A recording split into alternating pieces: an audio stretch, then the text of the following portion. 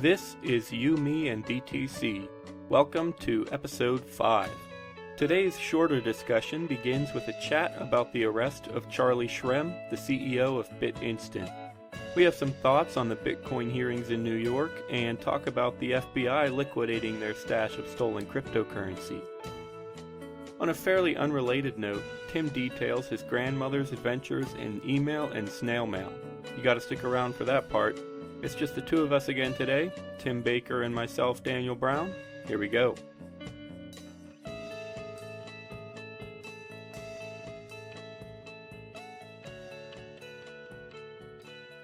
Hello, welcome to the new episode. It's February 28th. I don't know if we want to start doing the date thing. Yeah, we could. We're trying to think of something to talk about during this episode. And originally, we were supposed to do this a few days ago, and we were trying to think of maybe some humorous Bitcoin stories, which we couldn't find too many that could really be substantiated.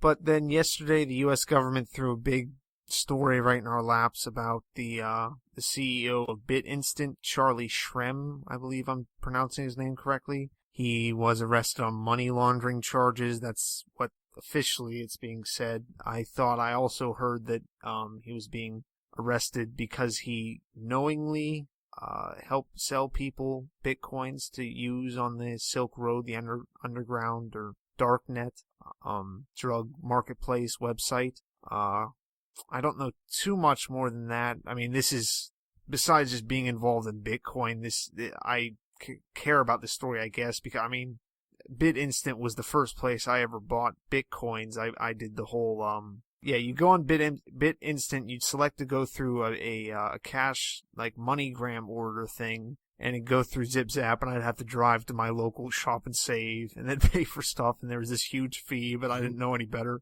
and Bitcoins were like $20. But that was all through BitInstant, so, I mean, I'm not too happy to see this guy get taken down. And one thing that I remember you asked me the other day, if that implicates you, or if you could be involved in this, or if you could technically be guilty because you used BitInstant. And that's something interesting with Bitcoin, that it's really meaningless because you could say the exact same thing with dollars, but as far as I know, it seems like they just got him because he sold Bitcoins to people who used them on the black market. Do they have anything other than that? Or did he, to me, it seems like anybody who sends any money anywhere could technically, that money could end up in an illegal place someday. And does that make them guilty? Or is there more to it? What I'm asking is, do you know if he specifically, I don't know, maybe he was emailing someone who was specifically asking to get Bitcoins for drugs, or do you know? Or is it just because he sold Bitcoins? Is that it? At the beginning of the article, I'm looking at ibtimes.com. It says, I'll just read the whole paragraph. It says, prosecutors allege that Shrem took cash from Robert Falia, the operator of an underground Bitcoin exchange on Silk Road. Wait, what? I don't know. I think they're confusing what exactly the Silk Road, but anyway. Right, that sounds like they don't know what they're talking about. Yeah, it's like an underground Bitcoin exchange on the Silk Road. Yeah, that's kind of weird. Well, maybe they just meant exchange as in a marketplace, not like Mt. Gox, but a marketplace exchange. But I don't know. Anyway, keep going. A digital black market that the FBI shut down in September, which I think that was October too, but I don't know. Okay. And converted it into Bitcoins for failure to funnel it back into the Silk Road. The criminal complaint also accused Shrem of using Silk Road to purchase drugs. So, I guess he took cash from this guy who was supposedly the operator of, I don't know if they're saying he was a vendor or if he actually operated. That kind of makes sense because they're saying he operated an exchange, like maybe he was a specific vendor on the Silk Road. Okay, maybe. But I don't know, because they say he took cash from that guy and then converted that cash into Bitcoins for him to funnel back into the Silk Road. But if you're on the Silk Road, you're getting your money in Bitcoin, so I don't know why the guy had cash from it, unless I'm not understanding it completely. But back to what you said, I wasn't so much worried about me being necessarily implicated. I mean, not me specifically, but just because I think a case could be made, especially by the government, because whenever they really want to get someone, facts are never, or things for prosecution are never lacking. They can always just make them up, or there's so many laws in the books.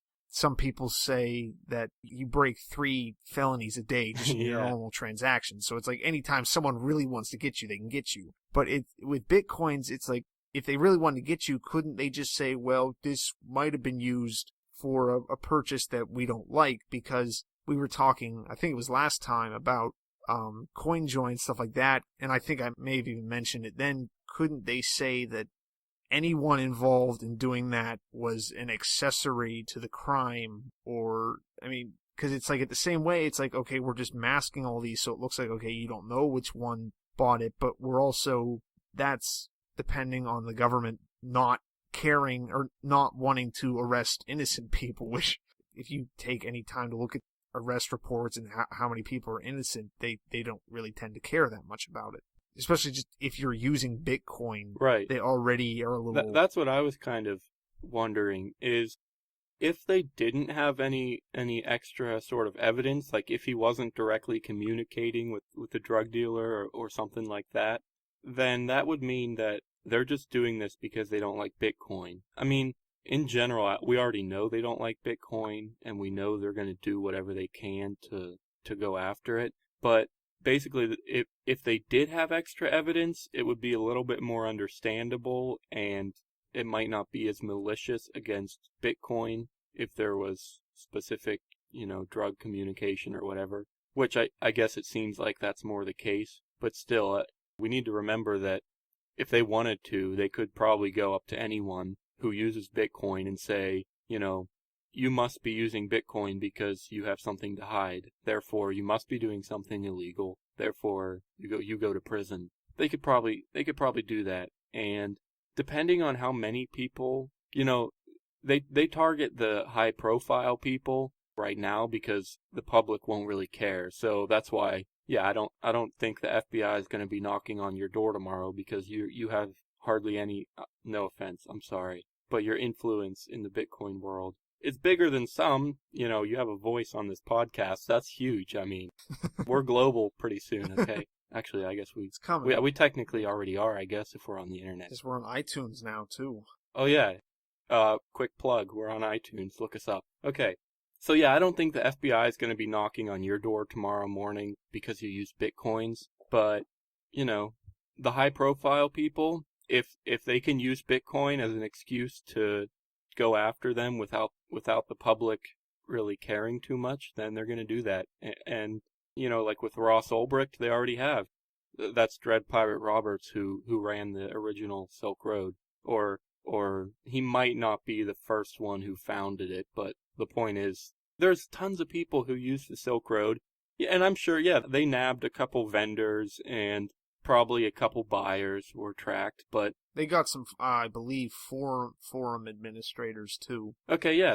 They go for the big people because they can make a bigger impact without as much effort than they would if they had to go for every single person that was using Bitcoin. You were saying about the buyers, I think the only buyers they were really going after were the ones who bought like bulk stuff, like pounds of cocaine or ecstasy, who are looking to redistribute. I mean, because it's not really worth their time or their money. They're taking your money to do it, but even they still are like, okay, we'll save. We don't want to go after every single person.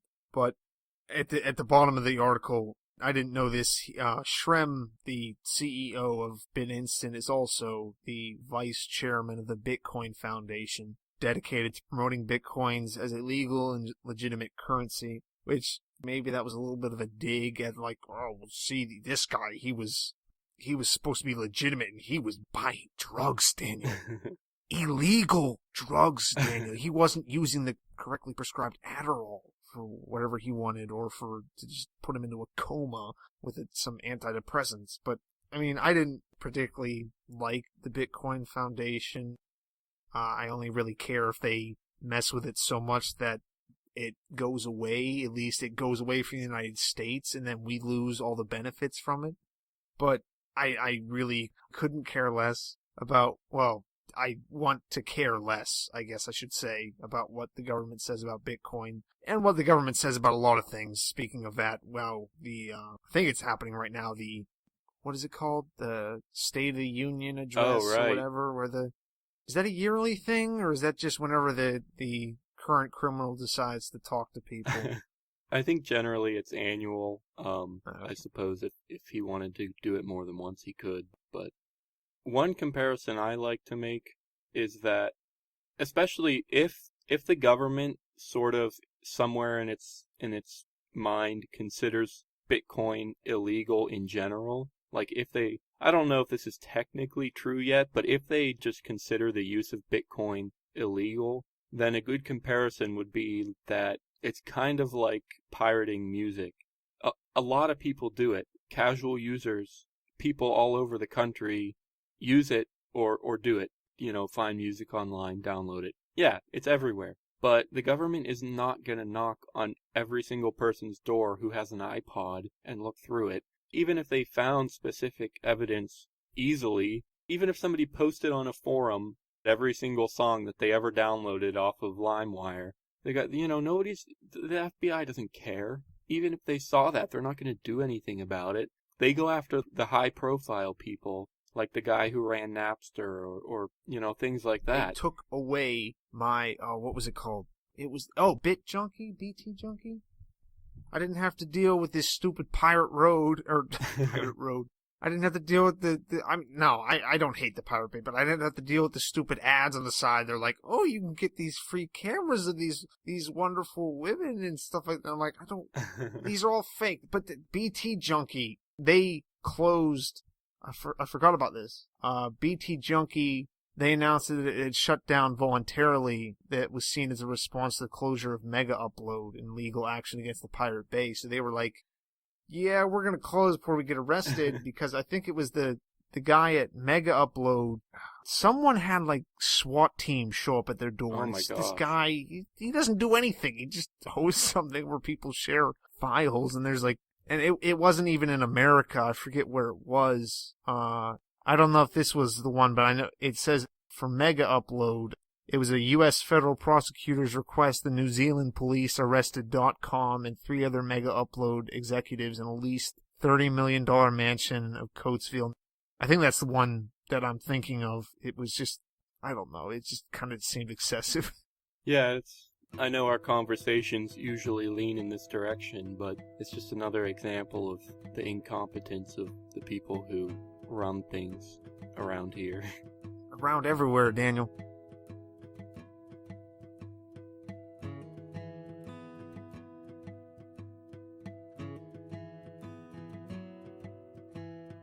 The You, Me, and Bitcoin podcast is funded in part by listeners like you. If you're able and willing, head over to youmeandbtc.com and find the tipping address for this episode.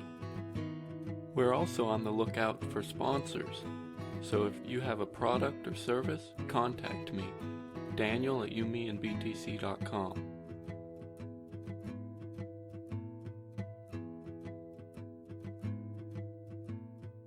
I guess there were hearings in New York today. Did we get any details on that? No, I couldn't find it because I told you that I can't find things online. It's on Pando Daily. It says investors leave New York State Bitcoin hearings optimistic about increased regulatory clarity. No. Yeah, I'm going to jump into this, but just from the title, it looks like this might be an oxymoron, but they're going to improve their regulations. I don't support the regulation, but I know what they mean, because right now, people don't know how to treat Bitcoin. People don't know what kind of financial asset it is. People don't know how to tax it, things like that. So it's understandable that if you're concerned about the regulation, then yes, it needs to be improved, because right now it doesn't make sense. But obviously, we don't care about that. I'm looking at an article on Business Insider. And yeah, it says it's no longer a question of if, but how New York plans to regulate virtual currencies. Lawsky, who is the New York's Department of Financial Services superintendent with stupid long titles, Benjamin Lawsky, admitted to reporters he had initially been quite wary of Bitcoins, but that he's since come around to their possible usefulness, which I guess means he'll get more money out of them. But Lawsky said he faces two principal options in deciding how to regulate. One is to work from existing financial laws to wrangle the currency. I don't know why you have to wrangle it, but the other would be to issue what the department has tentatively called bit licenses that would entail special rules for businesses that work with digital currency, which would be terrible. Well, I mean, I don't know, maybe it wouldn't be terrible because people would just be like, okay, yeah, we're not going to follow that, but they don't even really explain it, but from what I can imagine, it being called bit licenses is like, well, right. You have to pay us to be able to use this currency. No, we made this so we don't have to pay you. We don't have to give you our taxes. Well, you were just asking why they would have to wrangle the currency. This is still from Pando Daily. It says, they were trying to responsibly balance the risk that the currency could potentially create, while being careful about not stifling innovation. And so obviously the question is, what do you mean, what risk that the currency could potentially create? So it goes on. The two potential risks receiving the most attention were money laundering and terrorist finance. Now, I don't have any statistics in front of me, but I've always heard that there's a lot more money laundered with the US dollar than there is with Bitcoin, I think. So that's, I'm not concerned about that. And also, I'm pretty sure you and I would agree that most of the money is laundered from activities that shouldn't be illegal in the first place. So, well, and the U.S. government, with all the money they launder with helping, I don't know how much you even read about this, but down in Mexico, these Mexican drug cartels, I forget which cartel it is, and I know I should look that up, but they work with one drug cartel, so they get information on all the other ones, and it's like the same thing with the government. No, you can't counterfeit our counterfeited money. But another one of the things they were talking about wrangling, I looked a little bit more in the article. They were talking. It mentions that hanging over the proceedings was the arrest of Charlie Shrem, and they call him the head of Bitcoin exchange BitInstant, and an individual regarded by some a face of Bitcoin on money laundering charges. Two of the first five panelists, namely Cameron and Tyler Winklevoss, had invested in BitInstant. Lawsky's first question was how the state considered okay, this writer isn't very good. He's getting paid to do this. The brothers did not address the issue directly, but agreed with other panelists that Shrem's arrest showed existing regulations are adequate to stopping. This is horrible. What website is it from? Business Insider. Oh, man. To stopping bad actors. This looks like something I would write. Okay, back to the article. That did not entirely convince Lawsky, who invoked the illicit funding mechanisms used to pay for the 9/11 attacks to show the potential dangers of virtual currency transmission. So there you go, Daniel. That's why we can't have Bitcoin, because of 9/11, as with everything else. One interesting thing, it's kind of a difficulty for me, is that, well, I mean, I just read it, but I'll read it again. They wanna balance the risk while being careful about not stifling innovation. And I remember there was a senator or a governor or something on Let's Talk Bitcoin recently who wanted to introduce a bill that would kind of prevent any intervention or anything that could inhibit the growth of Bitcoin. And on the one hand, of course, I would completely support that because I want Bitcoin to grow. I want things to be innovative. I want, just like the internet, I want all kinds of things to sprout up around Bitcoin. That's what I want, of course. But the idea of passing a bill to make that happen, that just seems kind of backwards. Why don't we just not pass any bills about anything instead of passing a bill? I don't know. They're going to pass a bill that stops people from passing bills that would hurt Bitcoin. I mean, it just seems counterintuitive to me. Why don't we just not interfere at all instead of interfering for the sake of not interfering, right? I don't know. That's counterintuitive is kind of government in general. Yeah, that's true. That's true. It's hypocrisy. It's like, don't shoot or counterfeit stuff. But I did find out which drug cartel was. It's the Mexican Sinaloa drug cartel.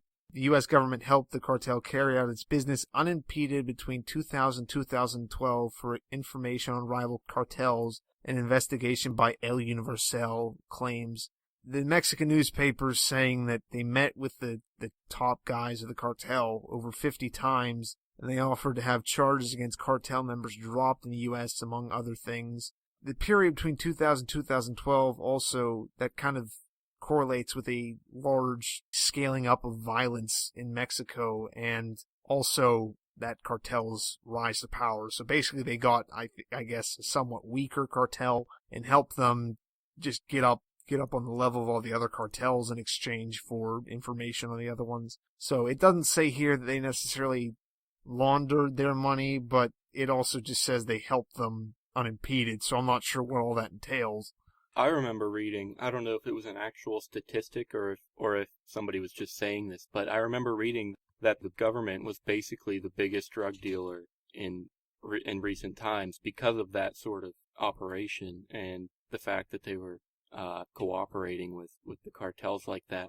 And also that's where the Fast and Furious guns came from too. That was all because of that cartel, and that's how U.S. citizens ended up being killed. Since we're talking about the Silk Road and everything, I don't know if you saw this, but a few days ago or something, this is from January 17th. The FBI sort of announced that they were going to liquidate their stash of bitcoins from Dread Pirate Roberts. Yeah, I do remember that. They didn't get, or maybe they did get some from Dread Pirate Roberts, but it was more the coins on the on-site wallets. I still don't think they've gotten his wallet. It's still encrypted. Yeah, exactly. He hasn't given up his part of it. But yeah, they got what they could. It looks like about 30,000 is the number I'm seeing here. Yeah, 29,658.534100418. So, yeah. Quite a bit of money. Fortunately, I know originally when the Silk Road first went down, people were, before doing any research, they initially thought, wow, if the government got all those bitcoins, then that's a huge chunk of any of the bitcoins in existence, and they thought that would kind of mess with the market. Probably if the supply would be decreased, then it would send the price up. But at the same time, people also thought that the black market was like the only Bitcoin business. And so if that went down, they thought Bitcoin in general might go down. But after some people did their research, they kind of realized the black market is only a very small percentage of Bitcoin business anymore, especially now that was what, several months ago, and I would guess that it's an even smaller percentage, a much smaller percentage at this point. But also the fraction of the Bitcoins that they have, 30,000 is hardly any compared to 12 million. It might make a little difference, but I don't think it's anything life-changing. It says they seized more than $130 million worth of Bitcoins from computer hardware belonging to Obrecht. Okay. So I don't know. I thought maybe it was, I just read it around then that they hadn't been able to get anything out of him directly. No, I think you're right. I'm pretty sure. I think what's actually happening is that the government actually still considers them under his possession because he hasn't been convicted or anything yet. He still technically owns the Bitcoins, and they can't really do anything about them. It says, it's still not saying when the FBI seized it. Maybe I should just look a little bit better. But, yeah, it was October 2nd that Ross Ulbricht was arrested in San Francisco. Oh, but they seized it earlier? I don't know. That's what I'm trying to look for. I'm pretty sure that was the same day. I'm pretty sure October 2nd. Maybe the day before. I don't know. That's why I thought, I don't know, whatever article I was reading was wrong on that too. But I'm trying to remember. Did you text me that, or did I text you that? I don't remember. I think I texted you. And okay. Just within a few hours, the price probably got cut in half. It was down to $70. That would have been the best opportunity since probably last March, April of 2013. I kind of knew what was going on. I made a very tiny short sale, made a few bucks, but yeah, if anybody wanted to make money, that was their chance. It was a flash drop if there ever was one. For literally within a few hours, it got cut in half, and within a few hours, it was right back up there. So there's actually, I'm looking at the blockchain .info address thing for the Silk Road seized coins. There's actually a public note now below it about telling people that the price of Bitcoin will drop, which is actually, I'm kind of looking forward to that, see if I can maybe pick up some cheap coin. Yeah, we can keep an eye out for that, but just keep in mind that public note, that's not from blockchain, that's just from whoever did that transaction. Oh, okay. I mean, I have no idea. It's from some random person on the internet. I figured that it was, actually, I didn't even think about it too much. I figured, like, they can't tell exactly it's going to happen. Right. That is something to be watching for. Because, yeah, I mean, if the price does go down, and if you really do believe in Bitcoin, then yeah, that's your chance to buy. They haven't announced yet when they're going to actually sell the Bitcoins, but yeah, we can be watching for that. I think that besides just all the Bitcoins being dropped back in and dropping the price, I feel like the government might try to sell them really low, maybe, because at this point, anything below like a couple billion is not that much for the government with how much they steal from people every day. So I could see them selling it for really low, thinking, okay, we're going to drive the price down, which I'm fine with. Drive the price down, I'll buy up a whole bunch of it, yeah. And then it'll go right back up. And I think that's generally how auctions like that go. Is, I mean, if the government sees evidence and wants to liquidate it, I think it generally goes for a lowish price. But then again, we don't know exactly how they're going to liquidate it. I've heard some people say that they're just going to do kind of auctions just to sell them off, almost privately. They might just have some sort of event, auction them off, and be done with it. I guess they could use an exchange. I don't know if they would really want to support something like that, or... They'll set up their own exchange, like healthcare.gov. Yeah, they'll make a website, and it'll cost them $130 million. They're going to sell the Bitcoins to make $130 million. They're going to owe that money to the people who built the website, but they're never going to give them that money. They're going to sell all these Bitcoins and end up $130 million in debt. I guarantee it.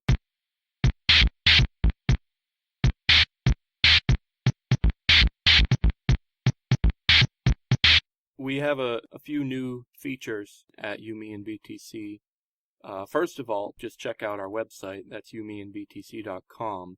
And then we just recently got set up with iTunes. So if anybody's interested in... I'm not a big fan of iTunes. I don't really support Apple. I hate iPhones, So yeah, if anyone wants to go and download something where it's annoying and you have to download something to your computer first, unless you already have it, which I guess most people do, but if you want to support a company that makes you download something first just so you can download your stuff, go for it. Yeah. Yeah, go get iTunes and subscribe to our podcast. But if you just want old-fashioned but more legitimate email updates, you can sign up for those too. It's there's a link on the top right of the website. It says subscribe to our podcast. There is also a link in every post that has a podcast. There's a link that says subscribe. So you can click that, and instead of clicking through to iTunes, you can just type in your email address and you'll get emails every time we have new content. So that should be helpful. And also we have a Facebook page. It's been around for a few weeks, but I haven't mentioned it. So yeah, on the very top right, just above the podcast link, there's a Facebook icon. You can click on that, and if you're willing to like our Facebook page, that would be great too. Now I know, especially with anonymity, the Bitcoin community is not always a big fan of Facebook either, but if you're willing, we could use some support. And that support could also mean donating some Bitcoin, couldn't it, Daniel? Absolutely. There's a tipping address for every single episode. It has its own unique address. And that's actually helpful because then we can keep track of which address gets the most tips, and then we'll know which ones are better, which ones are worse. So if you like this episode, send us a tip to this address. But if you don't like this episode, like if this was the worst podcast you've ever heard, then you want to send probably about 10 or 15 Bitcoins to a different episode so that we'll know. And then everything will be clear.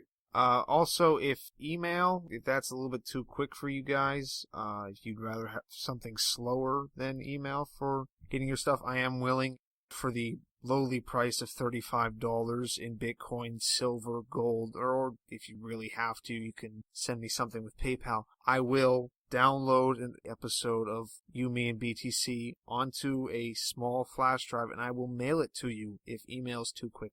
$35? Yeah. Tim, what is this? What are you, like the government? Yeah, well, I'm trying to give people options, Daniel. We're trying to be like, if you want to send an episode to your grandmother. Tim, $35? That's like, not everyone has a gold mine in their backyard.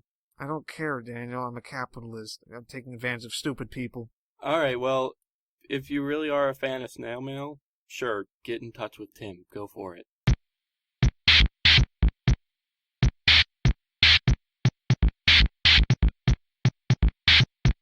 Oh, Daniel, have you ever heard of people having to pay each time they use email?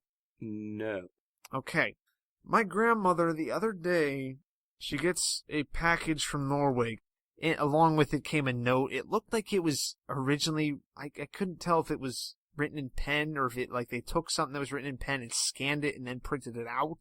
But then my grandmother's like, oh, okay, I'm gonna write them back. Tim, you're gonna have to show me how I type up something on the computer. I'm like, you know how to do email, Grandma. I've seen you do it. No, I want to type it up and print it out.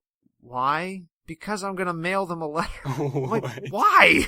Why don't you just email them? Well, Ron, who's my grandfather's brother, he told me that don't ever send them an email unless it's urgent because they have to pay every single time they use email.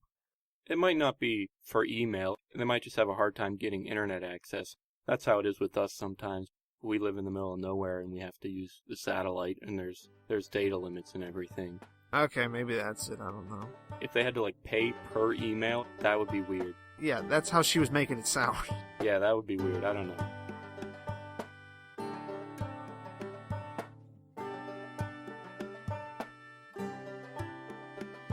Thanks for listening to episode 5.